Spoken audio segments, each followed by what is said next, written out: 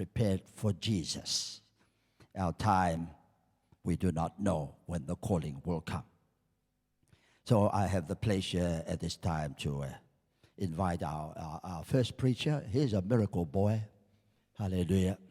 I've been closest to witness how he has tried to recover from a very harsh accident. Hallelujah. He was in the right path coming on the roundabout in Avachu, and this guy didn't stop as he moved towards Avaroke and hit him on the back. Hallelujah. And the bike went under the car and dragged. That could have been him, but he was thrown to the side. No telling if an angel was there and picked it through. But the fall was so heavy, and that really wounded and injured the inside, but he still recovered. He survived and lived. A young potential lawyer. Hallelujah.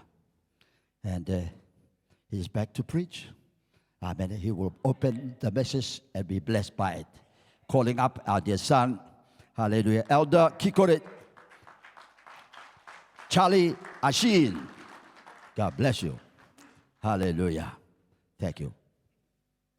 Praise the Lord, saints. Hallelujah. Firstly, God, give honor to God for this beautiful privilege to share His word this morning. I pray that it encourages someone, just as it has encouraged me. Thank you, Jesus. Thank you, Lord. Our text for today is found in the book of Exodus, chapter 12, at verse 13. And if you found yours, let us all read together. And the blood shall be to you for a token upon the houses where ye are. And when I see the blood, I will pass over you, and the plague shall not be upon you to destroy you when I smite the land of Egypt. Our theme for today is a heart still beating. A heart still beating. The heart pumps the blood, amen? The heart gives life. Without the heart, there's no blood. There's no life. Amen, everybody? But I believe we all come this morning, our heart is still beating, amen? Your heart is still beating, meaning you have a testimony to share. Hallelujah. So let's get straight into it. God has demanded the release of His people from the power of the Egyptians. But the Pharaoh says, no, God. And because of his refusal to allow the people of Israel to go, God has declared 10 plagues to smite the land of Egypt. Our scripture for this morning is based on the 10th and final plague called the Passover. Now, this is a well-known verse, amen, a well-known story, but there is a lot of power in this story, hallelujah.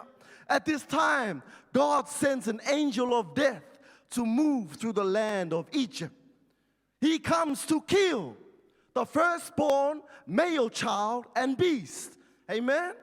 But God has provided a way out. God has given an instruction for every household to slay a lamb and apply the blood of this lamb onto the 2 side posts and on the upper doorposts of their houses. Amen? It's the blood. Now, not just any type of blood and not just any type of lamb. God gave specific instructions, detailed on what type of blood and type of lamb to use. God said this type of lamb must be unblemished, without spot, pure and innocent. This is the type of blood that the children of Israel applied to their doorposts. Our scripture says that when this blood is applied, it's not only for you, but also for the house you are in. Amen? So it covers you, and it covers your household, your family, your loved ones. Amen? A sacrifice needed to be made. Blood needed to be shed for life to be preserved. The scripture says that this angel of death is moving through the land. When I see the blood, I will pass over you. Hallelujah. Every household that applied the blood of the lamb, the angel of death passed over them. Now let's talk about the households that did not apply the blood of the Lamb. The Pharaoh disobeyed God, did not want to listen to the instructions of God, and failed to apply this blood. The angel of death came and visited Pharaoh, visited his home, and killed his firstborn son. A tragic event that could have been avoided if he had listened to apply the blood. Amen. So for us today, we don't need to go looking for an animal to slay. That was the Old Testament. The sacrifice was by the blood of animals. Today, there is a new blood that has been shed. Hallelujah. Jesus shed his blood till his heart stopped beating. He died. He was buried. 3 days later, his heart started beating again and rose up again in victory. Hallelujah. Many of us have been in these type of situations, like our dear bishop, thank you for that. Have been in those situations, even the bishop, our dear Mama Api, our dear sister Maina, our seasoned folks, whoever it is. Situations where we thought this is the end of the road. Amen. That maybe this is the end of our life. Hallelujah.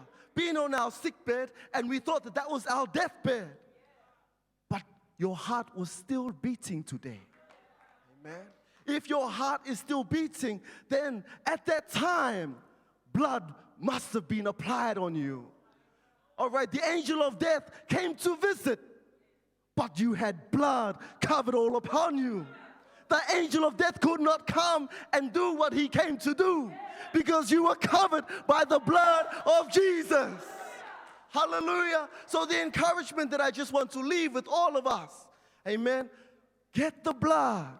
Hallelujah. We need to die in our sins by repenting. We need to be buried in the baptism in the name of Jesus Christ for the remission of sins, and then rise up again in the resurrection of our Lord and Savior, Jesus Christ. This blood that worked 2,000 years ago still has power today. So come and get the blood so your heart can keep beating. Praise the Lord.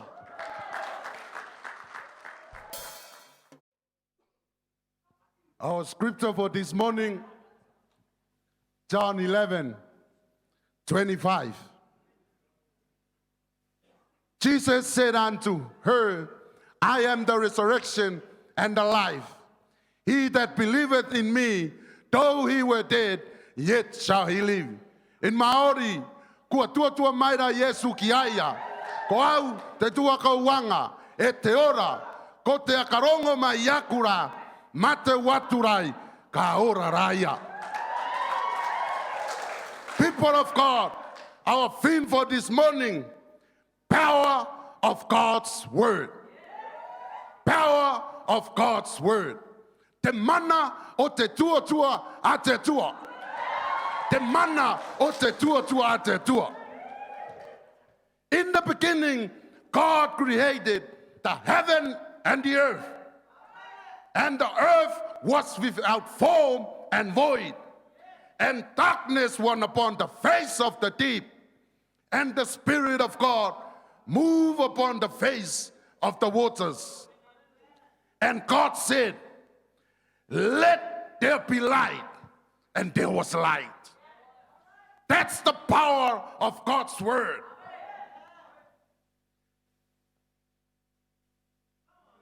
The power of God's word was started from the beginning. It is a living word or spoken word, and we call it the Bible. It is the best book ever we all need. The word of God itself is so powerful and so pure.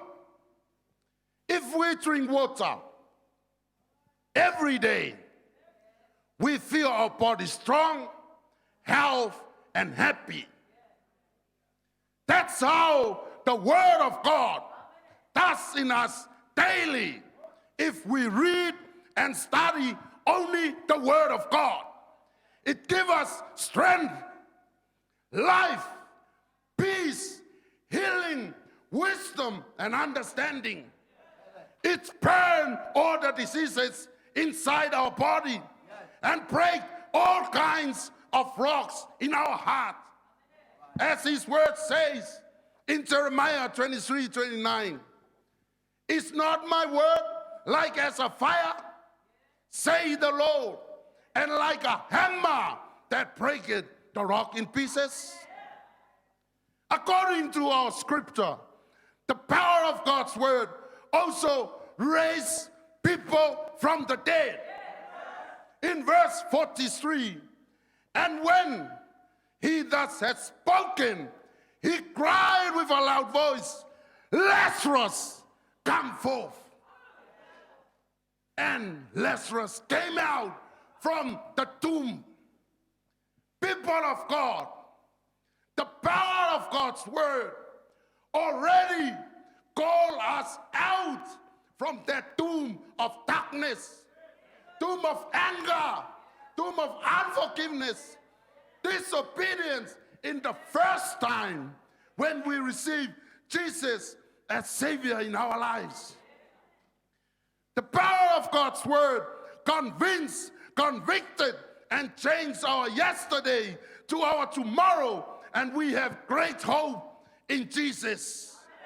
The question for you and I this morning, why doubt? If we have the Holy Ghost in us, because if we have the power of the Holy Ghost, we shouldn't doubt. Amen.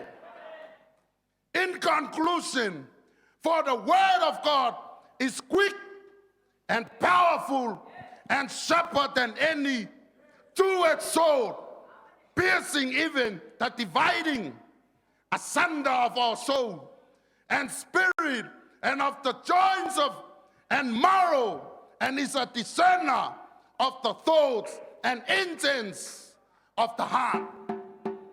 People of God, let's make the word of God as a guideline in our daily lives.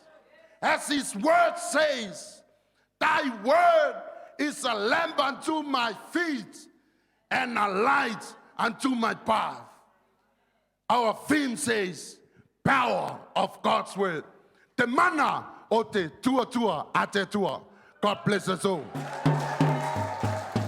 Hallelujah. Taking us to, hallelujah, Genesis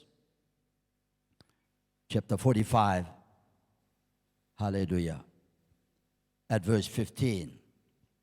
Moreover, he kissed all his brethren, went upon them, and after that his brethren talked with him. Kua ongi maira o ki ai e tōna ai tua kadara e kua au e i oro ki kirunga o i rato e hotia kera kua karanga i ora tōna ai tua kana ki ai. Hallelujah. A theme I have chosen, a Joseph in every home. E Josefa roto i te au ngutu ane tata ki te. The world says there's always a black sheep in every family. Hallelujah. We may have been one of those black sheep, or we may know of someone considered a black sheep. God didn't say it, but the world said it. Hallelujah. I must also add, there is a Joseph in every family. The Hebrew meaning to the name Joseph is, may God add. God does not subtract, God adds. So we are in the family to add something to the course of God. That's why I said there's always a Joseph in every home that adds the good values, that adds the good, hallelujah, concepts to motivate and encourage their family. Let me highlight but 3 Josephs of the Bible. Not so much their name, but their godly nature, their godly characteristic and personality. Number 1, Joseph, son of Jacob, whom God chose prime minister over all Egypt. And the king Pharaoh turned out to be a mighty deliverer of all nations of the east. And his whole family from Israel who traveled to Egypt seeking food to live, survived the 7 dreadful years of famine that fell upon them all. King Pharaoh had a dream while Joseph was falsely accused by Potiphar's wife, thrown into prison until released after 2.5 years in prison, won the favor appointment of King Pharaoh after he interpreted his dream to mean 7 years of plenty and 7 years of famine, in which Joseph took charge to save Egypt and all other neighboring countries of the Middle East caught up in that 7 years famine. Just like his name meant, God added life, God added sustenance to all famine-stricken countries of the whole of the Middle East during that time. By the second last born of the 12 sons, one daughter of Jacob and Rachel, whom he named Joseph, meaning God add ku akaravamay tetua.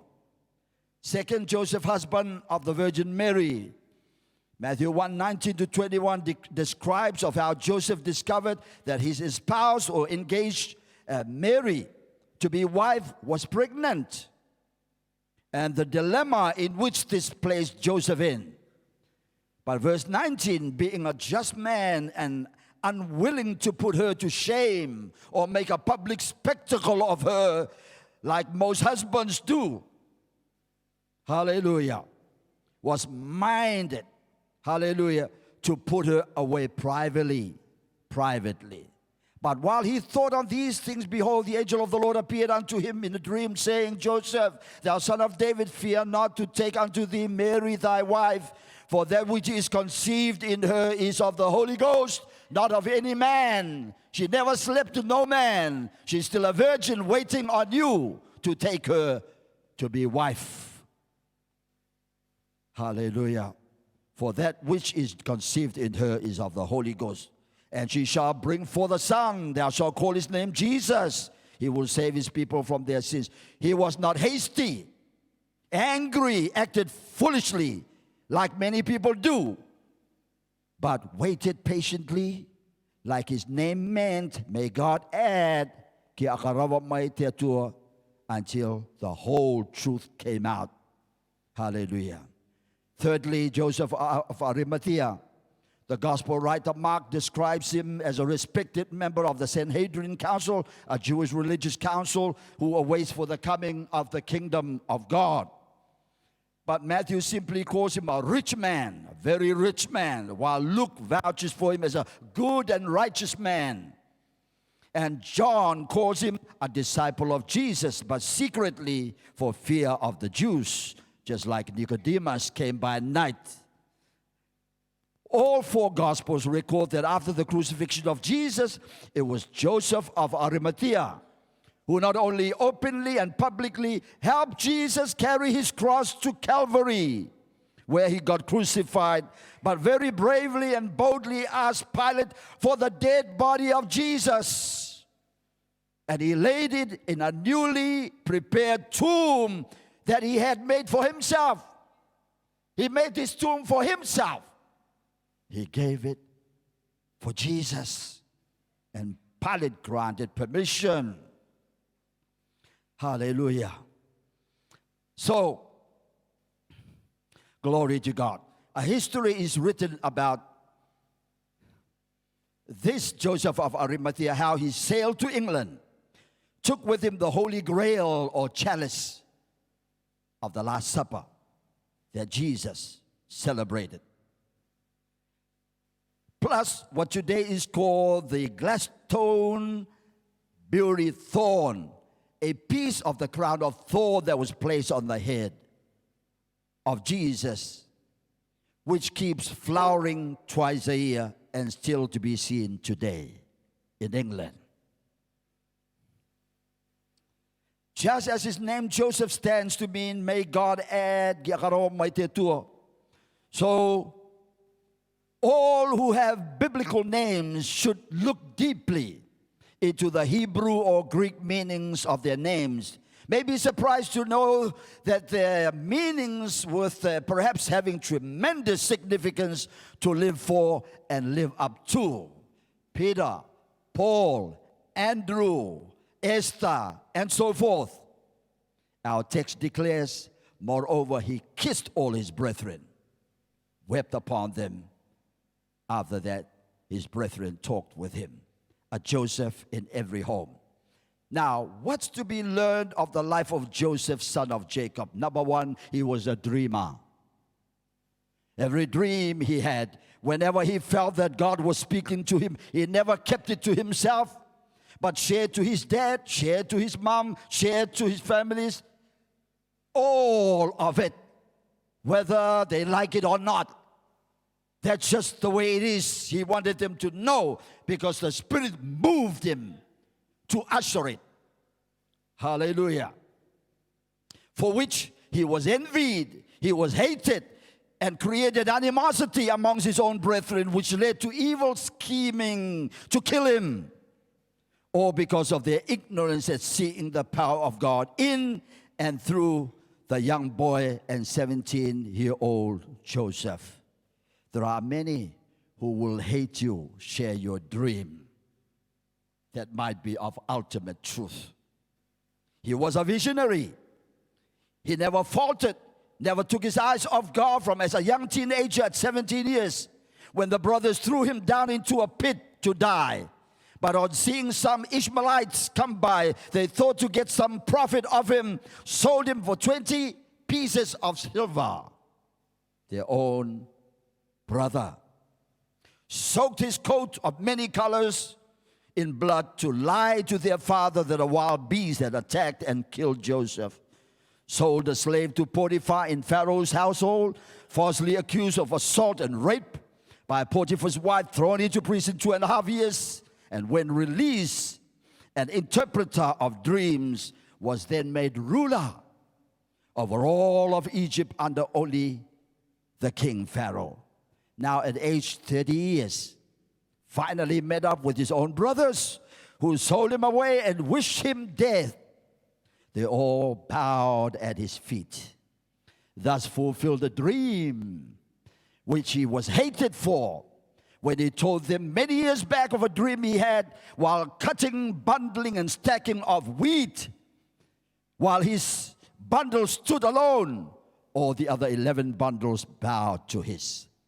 On another occasion, he told them of another dream, which he saw the sun, the moon, and the 11 stars all bow down to him, which the brothers all took it very personally, as if this guy was predicting that one day they would all become servants to him and bow down.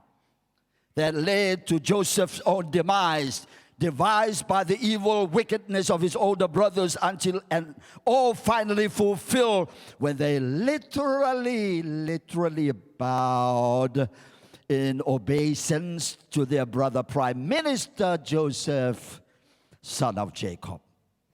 Thirdly, he was a loyal and royal subject of God, the God of Abraham, Isaac, and Jacob.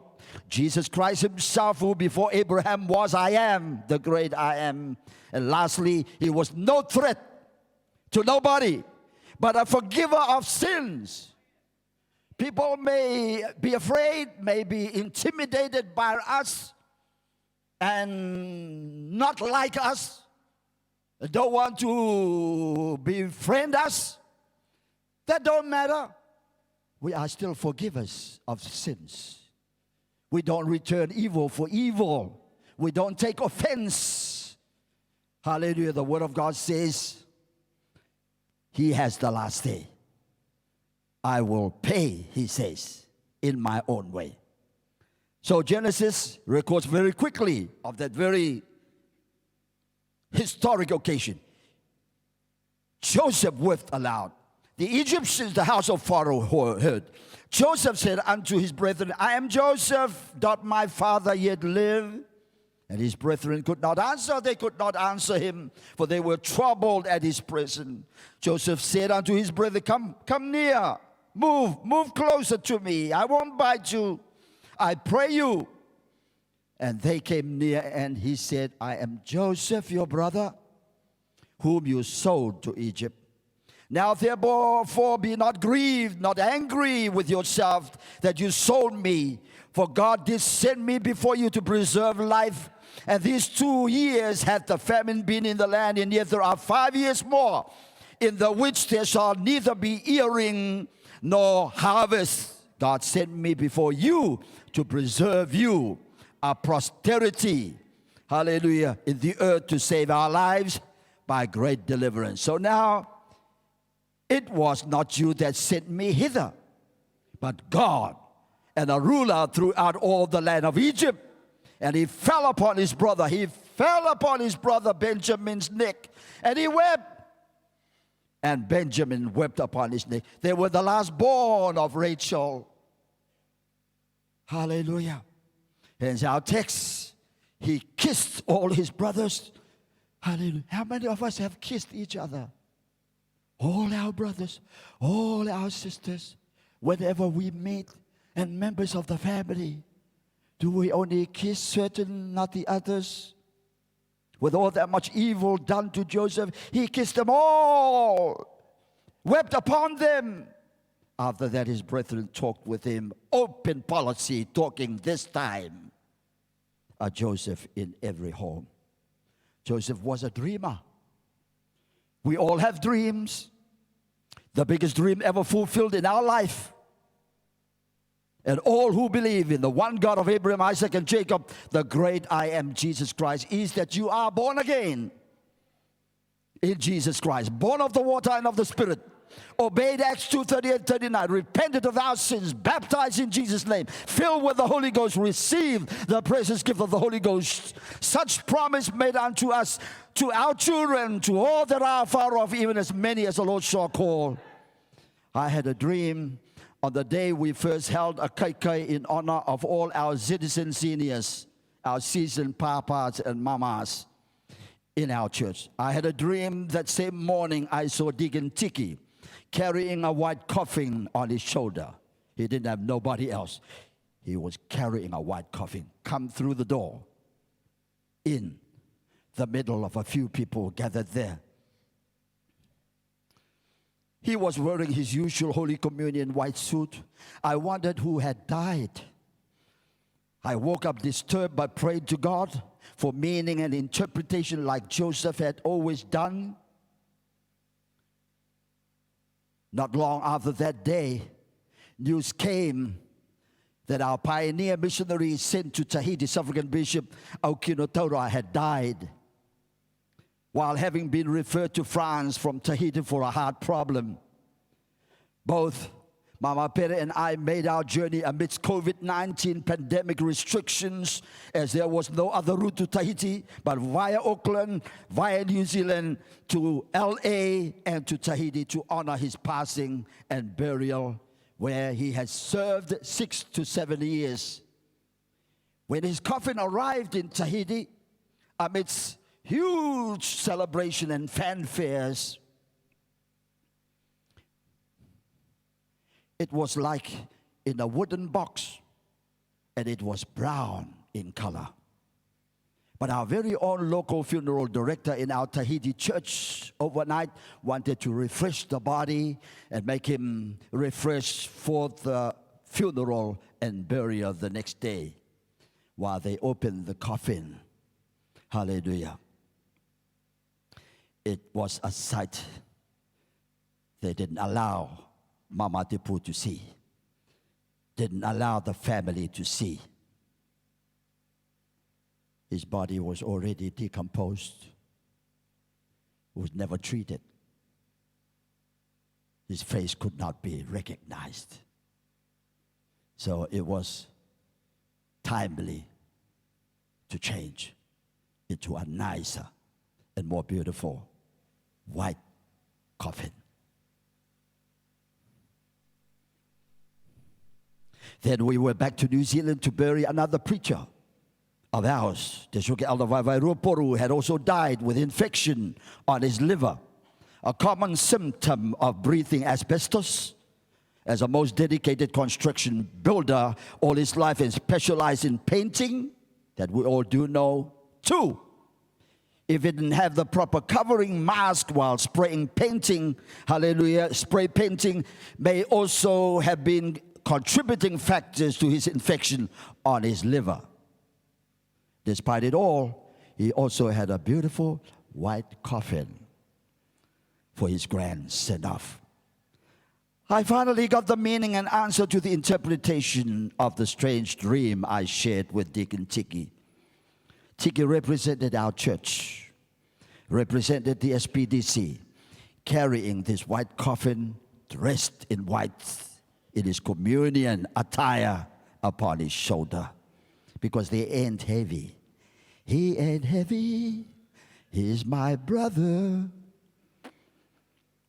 As white in Revelation 19:7 and 8 depicts as such, let us be glad and rejoice and give honor to him, Jesus Christ, for the marriage of the Lamb is come. His wife, the church, as his bride, hath made herself ready, and to her was granted that she should be arrayed in fine linen, clean and white. For the fine linen is the righteousness of the saints. Hallelujah. So the graduation and transition of both those very fine preachers of ours was testament of their noble and honorable service in the ministry of Jesus Christ to the very end. It's not when and how old we die, so long as we die in Jesus Christ, having fulfilled our salvation plan in him and live right to our very last breath. And so true to our beautiful Sunday school theme of today, the word resurrects. Na te tutua moa te tua, e ka tua ko o mai, i a tātou me te mate mai. Ka reo tātou tei ia, i te tei ua tō tātou te ka topa i te mate, ki a mate rā i roto i a Yesu Mesia, i te rā e tupu e.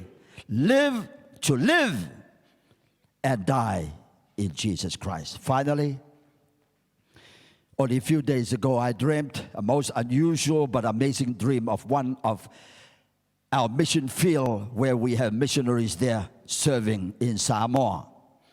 I was ushered in with honor and grace to witness how Samoa do their funeral, community activities and culture and custom and religion.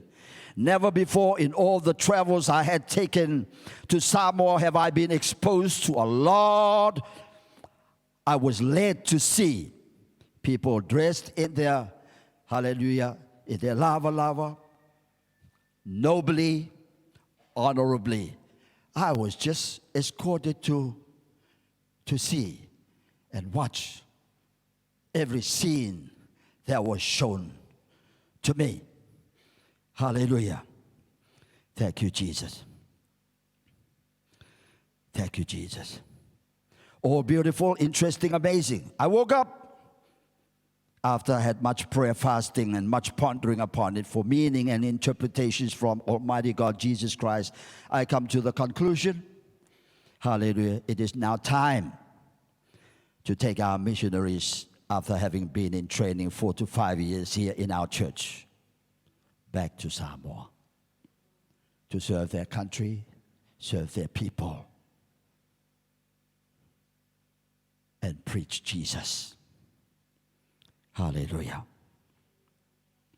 Elders Fayu Asofa, Elder Tassie Williams, not just yet for Fafui Lua to return and serve their own beloved people of Samoa as soon as we are back from our General PAFW convention in St. Louis, Missouri. Samoa is still closed until around August, early August.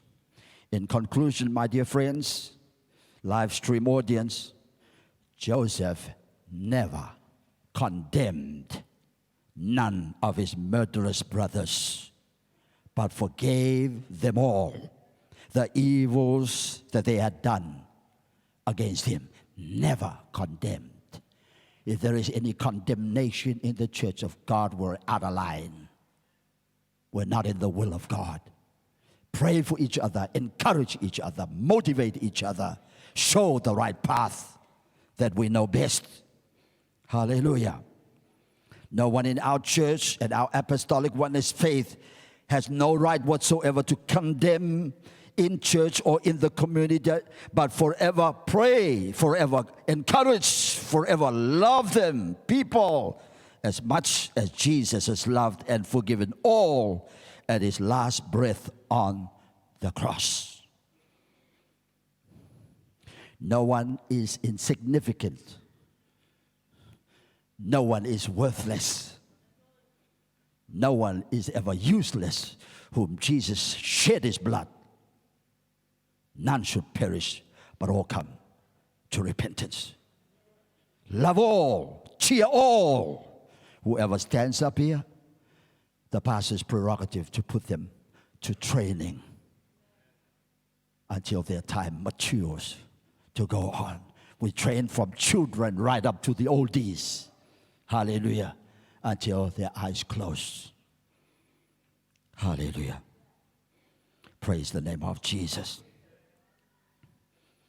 We were all once as such, but someone sacrificed to bring this truth and salvation to us and now. So come get it while it is still day. God bless the Apostolic Church worldwide. Hallelujah. Kikore, our hearts still beating, followed by power of God's word. Hallelujah. A Joseph in every home. Be that Joseph. A dreamer, loyal, royal, to the very end. Hallelujah.